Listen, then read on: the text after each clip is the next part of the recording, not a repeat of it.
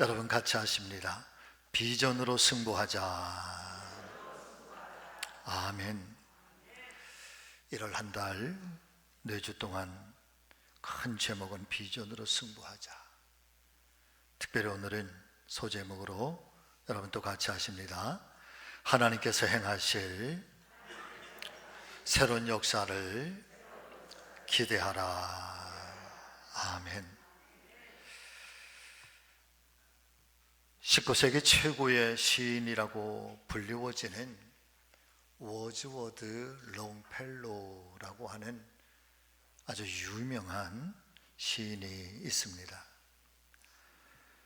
시의 세계를 새롭게 열고 특별히 문학과 시를 인생이라고 하는 아주 인생의 깊은 내면과 그에게 맞닿아서 표현한 그런 시인이라고 해서 문학 세계에 있어서는 굉장히 큰 영향력을 끼쳤던 그런 분이신데, 그런데 그가 살아왔던 외면의 화려함, 그 인생에 비해서는 사실은 그분의 많은 시간 동안 쓰라린 삶의 경험을 많이 겪은 분이라고 말들을 합니다.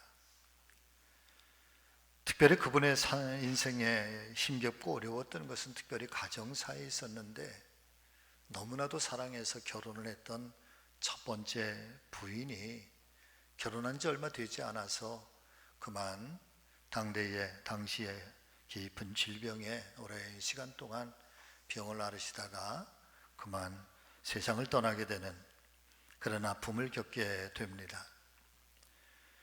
그리고 6년쯤 후에 다시 재혼을 한 부인마저도 부엌에서 사고로 화재가 나고 또 화상으로 제대로 치료를 받지 못해서 아이를 6을 낳았는데 그 둘째 부인도 그만 세상을 떠나게 되면서 그런 가정사의 오랜 고통 속에서도 아름다운 인생의 시를 쓰면서 살아왔던 사람, 바로 롱펠로우라고 하는 그런 분이십니다. 어쨌든 그의 인생 가운데 그의 시를 통해서 세상을 많이 위로하고 세상 속에 많은 희망을 주었던 이 롱펠로우 시인이 75세가 돼서 임종이 다가왔을 때 그는 유언처럼 이런 말을 남겨주고 있습니다.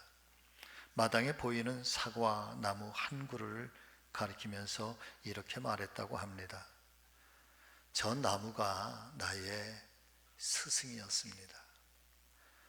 보시다시피 저 사과나무는 매우 늙었습니다. 그러나 지금도 꽃이 피고 있고 지금도 맛있는 열매가 맺힙니다. 이유는 해마다 봄이 되면, 여러분 같이 하시죠. 해마다 봄이 되면, 언제라고요? 해마다 봄이 되면 저항상한 가지에서도 새로운 싹이 움을 틔우기 때문입니다. 그러면서 롱펠로우의 아주 유명한 그 인생에 대한 찬가 중에 이런 이야기가 있죠. 여러분 또 보실까요? 슬픈 사람이여 마음을 가라앉히고 한탄을 그만두라. 구름 뒤에는 언제나 태양이 빛나고 있다. 그렇습니다. 사랑하는 믿음의 성도 여러분, 아주 짙은 먹구름이 다 가려져 있어서 온 세상이 깜깜한 것처럼 그럴 때에도 그 구름 뒤에는 언제나 태양이 있다는 거예요. 21세기 최첨단 과학 문명을 살아가고 있는 현대인에게는 적어도 이 세 가지가 반드시 있어야 한다 말해주고 있습니다. 첫 번째는 acceptation이라고 하는 말인데, 여러분 우리나라 말로 번역을 하면 기대감 혹은 꿈, 어떤 비전, 그런 표현을 말씀드릴 수가 있을 것 같습니다. 달리 말씀을 드리면 오늘의 형편이 어떠하든지 언제나 내일을 향한 이 acceptation, 기대감, 꿈, 비전이 살아있는 사람이 되어야 한다. 꿈이 없는 민족은 망할 수밖에 없다라고 이야기하는 것처럼 한 개인도, 한 가정도, 한 기업도 expectation, 이 기대감이 살아있어야 된다. 그런 사람이 21세기의 주역이 될 수 있고, 그런 사람이 세상을 변화시켜 갈 수 있는 그런 영향력을 끼칠 수 있다는 것이지요. 두 번째는 excellence라고 하는 이 탁월성이라고 하는 말인데, 각별한 결심의 시간들이 짧아야 된대. 여러분, 매 순간마다 자기가 자기 스스로를 향한 삶의 어떤 오류나 또 삶의 어떤 잘못된 길을 방향을 나가게 될 때 그런 것들을 매 순간마다 경각심을 가지고 이 결심에 결단하는 시간들이 이게 짧아요. 그래서 자기를 늘 깨어있어 경성해야 된다. 더불어서 지금보다 훨씬 더 많은 노력을 기울임으로 자기 자신의 탁월성을 개발해야 된다라고 하는 것입니다. 그리고 세 번째, 인노베이션이라고 하는 것인데, 여러분, 이것은 자기 혁신, 자기 변화를 가져야 된대.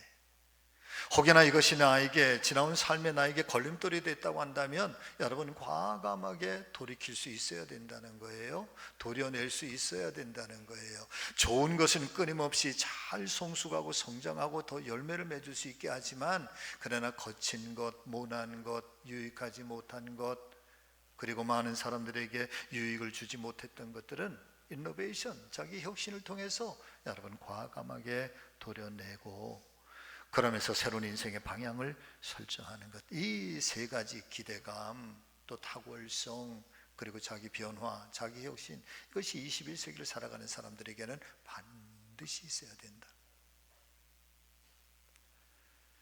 사랑의 믿음의 성도 여러분, 오늘 아침 2025년도를 우리가 새롭게 출발하면서 저는 우리 교회와 그리고 사랑하는 우리 성도님들에게 꼭 드리고 싶은 좌우명이 하나 있습니다.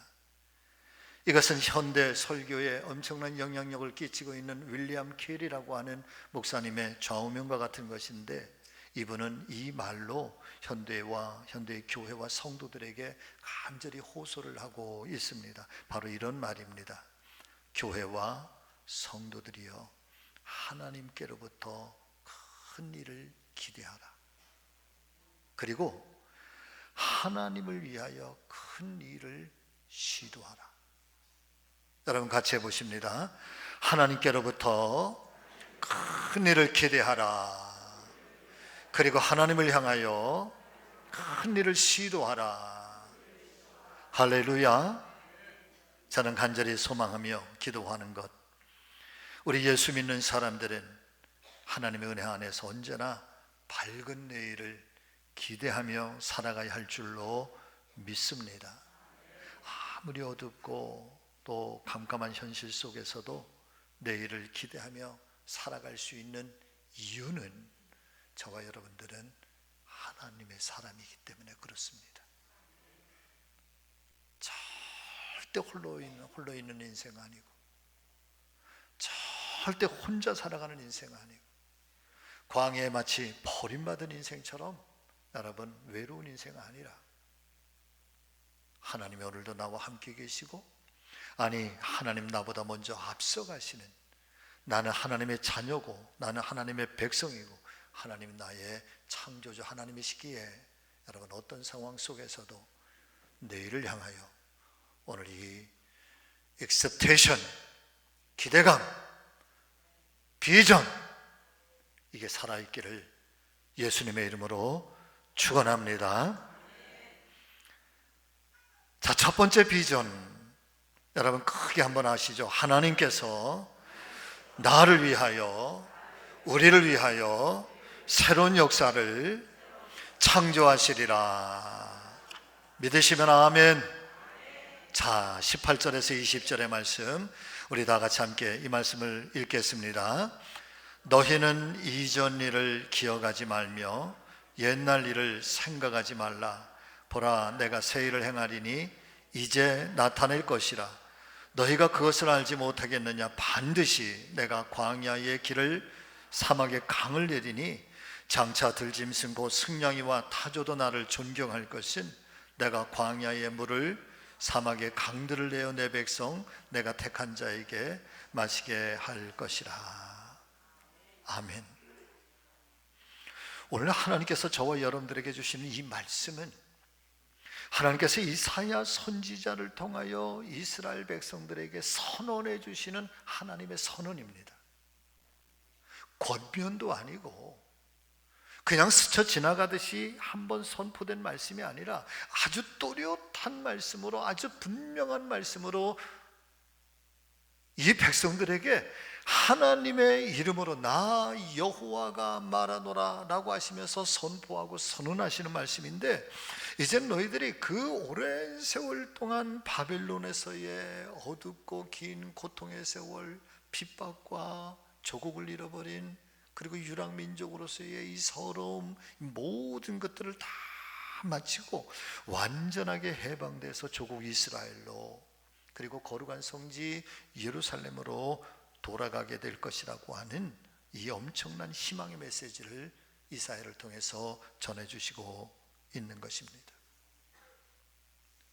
말씀 중에서도 가장 눈에 띄는 축복의 말씀이 있다고 한다면 바로 이 말씀이지요. 너희는 이전 일을 기억하지 말아라. 옛날 일을 생각하지 말아라. 보라, 내가 새 일을 행하리니 이제 나타낼 것이다. 이전 일 기억하지 말고 옛날 일 생각하지 말고, 보라, 내가 새 일을 행할 것인데, 그렇다고 한다면 하나님께서 말씀하시고 있는 이 새 일이라고 하는 것이 도대체 무엇일까라고 하는 사실에 대해서 나 여호와가 광야에 길을 내리라, 사막에 강을 내서 내 백성, 나의 택한 백성들에게 마시게 할 것이다. 사람 믿음의 성도 여러분, 사람의 생각에 과연 이런 일들이 가능하겠습니까? 그 넓고 넓은 광야의 길이 어디에 있겠습니까? 그래서 어떤 생명도 살아남을 수 없는 그 광야에서 누가 길을 내고 어떻게 그 길들이 만들어질 수가 있겠습니까? 거칠고 황량한 사막 한가운데 어디에서 이 거대한 강물의 물줄기가 그렇게 흘러갈 수가 있겠습니까? 바꿔서 말씀을 드리면, 이 말씀은 여러분, 사람으로는 할 수 없지만 그러나 오직 하나님 한 분만이 하실 수 있는 완전하면서도 새로운 역사의 창조를 하나님께서는 능히 하실 수 있다. 여러분, 이 표현은 그런 상징적인 표현이라는 사실을 믿으실 수 있기를 바랍니다. 16절의 말씀에 보니까 이렇게 말씀하세요. 나 여호와가 말한다. 누가 말한다? 하나님이 말씀하신대. 바다 가운데 길을 낼 거야. 큰 물 가운데에 내가 지름길을 내어주리라. 20절의 말씀에서는 보다 더 역동적인 말씀으로 광야에 물들을 내고 사막에 내가 강들을 내리라, 거듭해서 약속해 주시고 있는 것입니다. 여러분, 이 말씀을 묵상하고 또 이 말씀을 가만히 대하면서 정말 하나님께서 무에서 유를 창조하시는 하나님이잖아요. 아무것도 없는 속에서 생명을 창조하시고 우주를 창조하시고 어둠과 혼돈을 여러분 질서로 아름답게 잡아주시고, 때로는 우리가 감히 상상할 수 없는 놀라운 기적 같은 일들로 하나님께서 능히 일하셔서 여러분, 우리의 모든 것들을 초월해 계시는 그 하나님, 그분을 향해서 여러분 우리가 고백할 수 있는 것은 절대 전능의 우리의 하나님, 새로운 역사를 창조하시는 유일하신 단 한 분 우리 하나님, 이 고백밖에는 우리가 드릴 수 있는 게 없는 줄로 믿습니다. 여러분, 이 하나님의 영원 무궁하심을 무엇으로 표현할 수가 있어요? 나의 지혜가 아무리 높다고 한들, 내 인생의 경험이 아무리 많다고 한들, 여러분, 하나님께서 행하시는 그 억만분의 일조차 우리가 다 헤아릴 수가 있겠습니까?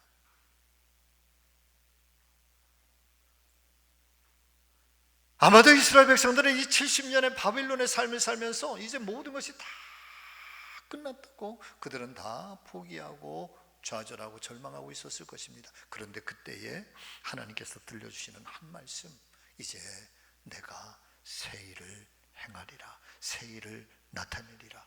그 새 일이 사막에 감을 내시겠다는 거예요. 광야에 길을 내시겠다는 거예요. 누구도 상상할 수 없고 누구도 감히 예측할 수 없었던 일들을 하나님께서 능히 행하시겠다, 이제 곧 반드시 내가 나타낼 것이라고 하시면서 너희는 옛적 일에 묶여있지 말고 옛 기억에 머물러 있지 말고 새로운 일들을 꿈꾸라고, 하나님의 은혜와 하나님의 사랑 안에서 함께 가자고. 사랑의 믿음의 성도 여러분, 사람으로서는 불가능한 일이지만 그러나 하나님께로는 그 어떤 것도 불가능한 것이 없다는 사실을 오늘 저와 여러분들 가운데 이 믿음이 비전이 되고 소망이 되시기를 예수님의 이름으로 축원합니다. 그런 하나님의 말씀에 대해서 이사야 선지자가 재미있는 표현을 썼어요. 20절의 말씀에 보니까 그런 하나님의 놀라운 창조의 역사에 대해서 저 들짐승 승냥이와 타조들도 여호와를 존경하게 될 것이라 그랬어요. 여러분, 생명 없는 그 짐승들도요, 하나님께서 행하시는 이 어마어마한 일들을 보시면서 짐승도 하나님을 존경하게 될 거라는 거예요. 우리 교회는 이제 새로운 대망의 2025년도를 여러분 같이 하십니다. 도역을 넘어 부흥으로. 아멘. 사실은 두려운 고백이죠. 부흥의 주체가 우리가 아니잖아요, 여러분. 여러분 정확하게 하셔야 됩니다. 부흥의 주체는요, 우리의 능력 아니에요. 성령 하나님이 도와주셔야 되는 거예요. 성령이 역사해 주셔야 되는 거예요. 초대교회에 똑똑한 사람들이 없어서 그랬을까?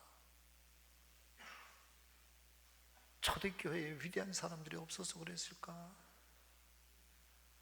오순절 마가의 다락방에 성령 하나님이 임재하니까 그 유약했던 사람들이 힘을 내고 문을 박차고 거리거리로 뛰어나가 자기의 목숨과 자기의 생명까지도 던지면서 예수가 부활하셨다, 예수님이 하나님의 아들이다, 놀라운 부흥의 역사가 일어나는 것처럼 도약을 넘어 부흥으로, 여러분 이 구원은, 이 슬로건은 우리의 생각, 우리의 힘 가지고 되는 것 아니에요.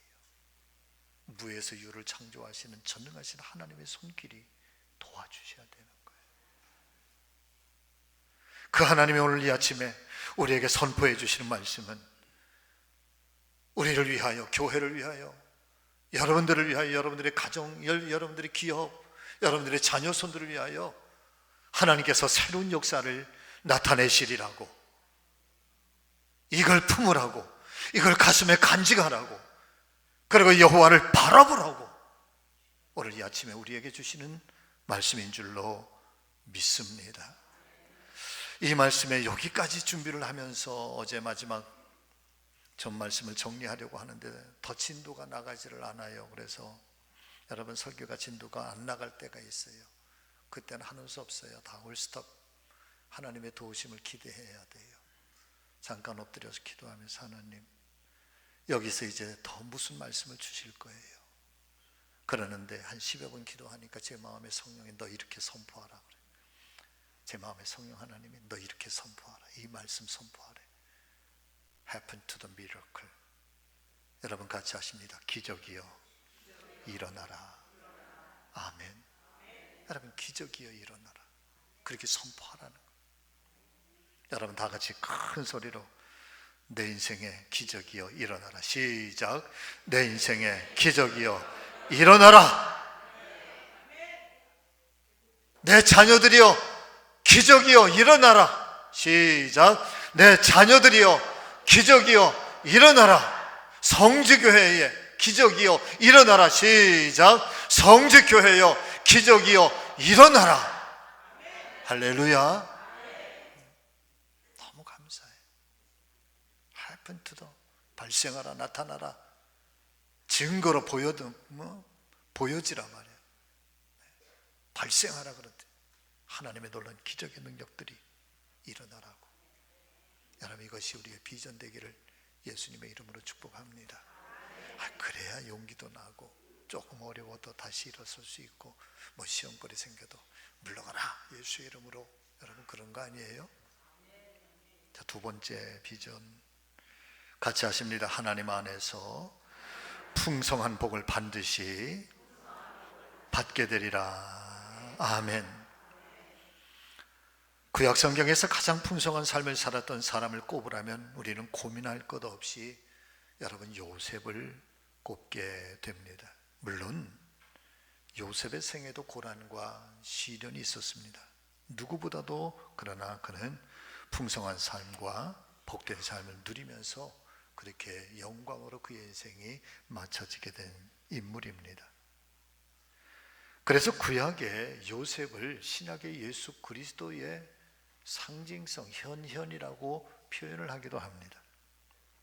어떤 순간에는 가장 밑바닥 인생인 노예의 삶을 살기는 하지만 그런 속에서도 그의 인생의 결과는 풍요로움으로 표현할 수가 있습니다. 도대체 그 이유가 뭐였을까? 성경은 한마디로 요셉을 소개하는데 이렇게 요셉을 소개합니다. 창세기 39장 2절 말씀 여러분 같이 읽습니다. 여호와께서 요셉과 함께 하심으로 그가 형통한 자가 되어 그 주인 애굽 사람의 집에 있으니. 할렐루야. 그러니까 성경이, 이 하나님의 말씀인 성경이 요셉이라고 하는 한 사람의 인물을 소개하는 가장 첫 번째의 소개가 뭐냐 하면 여호와께서 그와 함께 하심으로, 요셉과 함께 하심으로 형통한 자가 되었다. 애굽에 끌려가서 보디발의 집에 노예가 되었습니다. 억울한 누명을 당합니다. 감옥에 갇힙니다. 그런 속에서도 사람의 눈으로는 마치 깜깜한 것만, 미래가 없을 것만 같지만, 그런데 하나님 말씀인 성경이 분명하게 요셉을 통해서 증거해 주시는 말씀이 있다고 한다면 여호와께서 요셉과 함께 하심으로 그가 형통한 자가 되었다라고 하는 거죠. 더 중요한 것은 그 이후에 들려지는 말씀에 보니까 여호와께서 요셉을 위하여 그 애굽 사람의 집에 복을 내리셨다라고 하는 말씀이에요. 보디발은 이방인이고 하나님을 믿지도 않은 사람이고 하나님과 관계도 없는 사람이지만, 그런데 요셉이 그 집에 거하고 있으니 요셉과 함께 하시는 하나님, 요셉의 인생을 형통케 하시는 하나님이 보디발의 집, 이 애굽인의 집에까지도 하나님께서 복을 내리셨다는 거예요. 여러분, 내가 있어서 내 주변이 복을 받기를 예수님의 이름으로 축원합니다. 하나님께서 나를 영통케 하셔서. 요셉과 같은 복을 받은 사람 중에 아브라함이 있습니다. 여러분, 이 아브라함의 인생 가운데 정말 극적인 장면 하나 있는데 창세기 21장 22절의 말씀을 보면은 이런 이야기가 나옵니다. 그 지역의 부족장이었던 아비멜렉이라고 하는 왕이 있었습니다. 권력을 가진 사람, 부요함을 가지고 있었던 사람, 그 지역을 통치하던 사람입니다. 그런데 그 아비멜렉이 통치하는 지역에 어디에서 이방 사람이 하나 와서 유목을 하는데 그 사람 이름이 아브라함이야. 그런데 이상한 것은 아브라함이 우물을 파면 우물이 나와. 그의 모든 가축들은 얼마나 번성하게 되는지 몰라. 그 모습을 보면서 아비멜렉이 군대 장관 비골이라고 하는 사람을 데리고 직접 아브라함을 찾아와요. 그리고 아브라함에게 머리를 숙여 그러면서 화친을 청해요.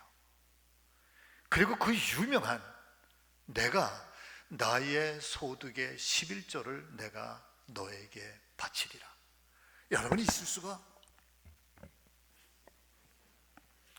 이런 일이 있을 수가 있느냐 말이야. 한 나라에 한 지역을 통치하는 부족의 왕이 그저 이방에서 거기에 어디에 바람처럼 구름처럼 와서 살아가고 있는 아브라함이라고 하는 이 작은 사람에게 찾아와서 엎드려서 절을 하고 화친을 청하고 내가 너에게 11조를 바치겠노라, 있을 수가 있느냐 말이에요. 그런데 아비멜렉이 왜 그러하려고 했는가라고 하는 그 다음에 성경의 말씀을 보면 이해가 돼. 뭐라고 하는가 하면 이렇게 아비멜렉이 표현을 해요. 같이 하십니다. 아브라함아, 내가 무슨 일을 하든지 하나님이 너와 함께 계시도다. 아멘. 이거야, 이게. 하나님이 함께 계시다. 그러니까 왕이 와서 아브라함에게 화친을 청하고 아브라함에게 사실은 11조를 바치는 게 아니라 너를 지키시는, 너와 함께 하시는 하나님께 내가 11조를 바치리라. 할렐루야. 아브라함이나 요셉을 떠올리면 떠오르는 이미지는요, 여러분, 물된 동산 같은 복을 받은 사람입니다. 창세기 49장 22절의 말씀을 보니까 야곱이 아들 요셉을 향해서 간절히 축복하며 축복 기도를 할 때 여러분 그렇게 축복 기도를 해요. 요셉은 무성한 가지, 샘 곁에 무성한 가지라 그 가지가 장성하고 번성해서 담을 넘었다.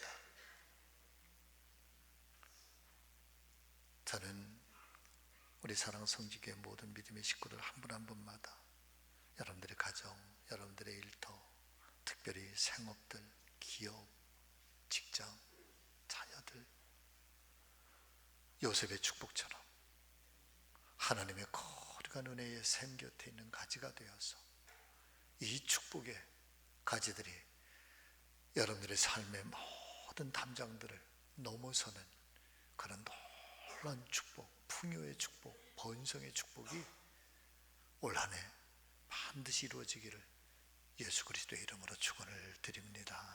축복합니다.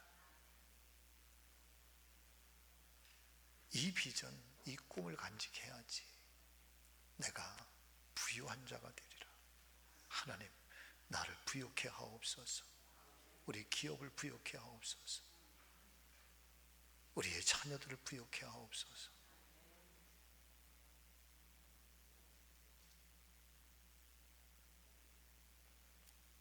고린도후서 8장 9절의 말씀 같이 읽습니다. 우리 주 예수 그리스도의 은혜를 너희가 알거니와 부유하신 자로 너희를 위하여 가난하게 되심은 그의 가난함을 인하여 너희로 부유케 하려 하심이다. 아멘. 말씀을 마치겠습니다. 비전으로 승부하시기를 축복합니다. 하나님께서 나에게 새로운 역사를 이루어 가실 것을 기대하십시오. expectation, 기대감을 가진 자에게 하나님이 그 기대를 풍요롭게 하실 것을 믿고 이것이 기도의 제목 되길 바라고 어떤 상황, 어떤 일들 앞에서도 꺾이지 않은 불굴의 믿음이 되기를 예수님의 이름으로 축원합니다. 이 한 해를 승리하십시오. 하나님이 도와주실 거예요. 기도하겠습니다.